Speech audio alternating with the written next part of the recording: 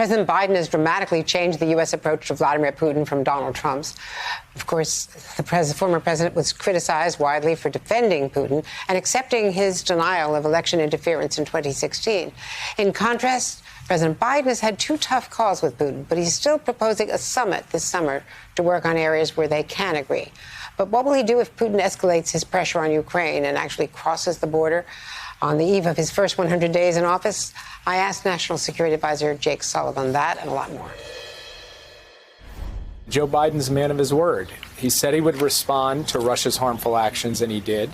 He also said he wasn't seeking to escalate, that he wanted a stable relationship. And so he offered the opportunity to sit down with Vladimir Putin in a third country this summer to talk about the full range of issues in our relationship, including the sovereignty and territorial integrity of Ukraine. And he intends to follow through on that if we can work out a date and a location that works. I'm not going to get into hypotheticals about what might happen if Russia goes into Ukraine, except just to say this, that the president has communicated directly, privately, to President Putin his concern about Russia's military buildup and his view that the United States, alongside other partners, will stand firmly in defense of Ukraine's sovereignty and territorial integrity. That's what we intend to do going forward, but we intend to do that through high-level diplomatic communication, not through issuing public ultimatums. How concerned are you about the health of Alexander Navalny? Well, as I've said before, Andrea, we're deeply concerned about it, and we've communicated directly, privately, to the Russian government at the highest levels our concern, and we've also indicated both privately and publicly that there would, of course, be consequences if Mr. Navalny were to pass away. There has been better news in recent days than there was a week or so ago, but by no means has our concern about Mr. Navalny's health abated. Is China now our biggest challenge? China is the most significant strategic challenge facing the United States. It is a country that is growing in economic clout. It is advancing its military capabilities, and it's acting in increasingly aggressive and assertive ways, including against our allies. And the United States has made clear that we welcome competition with China. We're not seeking conflict, but we will stand firmly in defense of our allies and partners and stand up for the rules of the road that we expect China to operate by. And where they refuse to operate by them, we will respond accordingly. We don't have to pull our punches in other areas in order to secure their cooperation on issues like climate change or nuclear proliferation. It's profoundly in their interest to work with us and the rest of the world on those issues as well. The president wants to get back into the Iran nuclear deal, as you well know, and negotiate a new, tougher deal covering missiles and Iran's aggressive behavior in the region. The talks appear stalemated. What are the prospects, realistically, for a deal?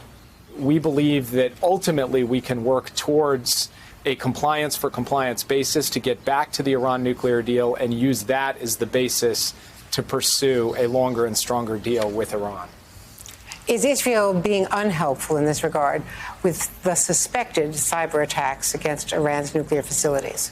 I've personally spoken with and met with virtually the National Security Advisor from Israel multiple times. He will be here in Washington this week for us to be able to sit face to face and talk through both our common strategic objective, which is to prevent Iran from ever getting a nuclear weapon, and then any tactical differences that we have along the way. And I think those are conversations that are best undertaken behind closed doors.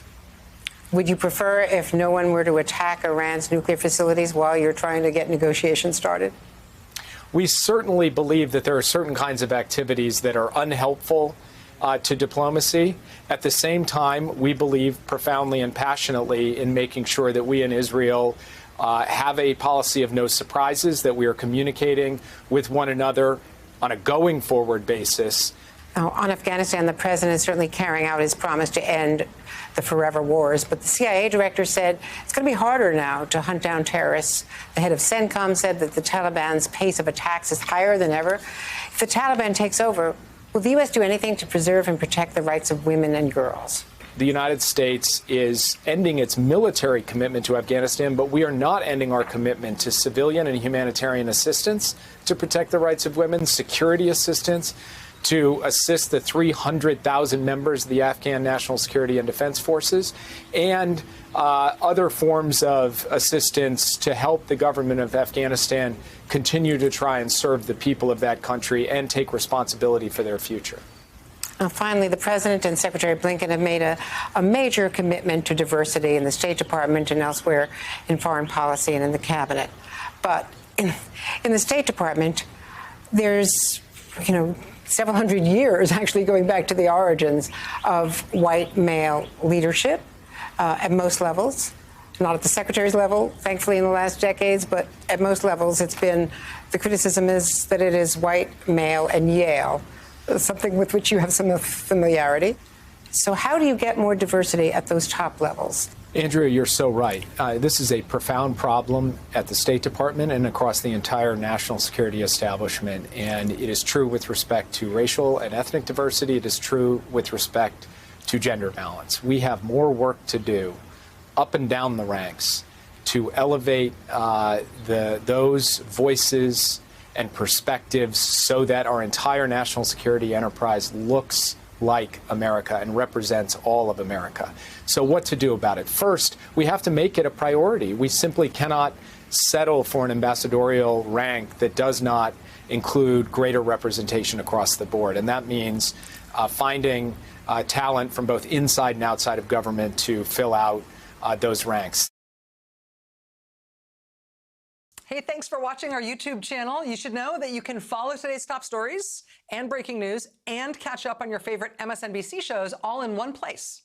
Download the NBC News app today.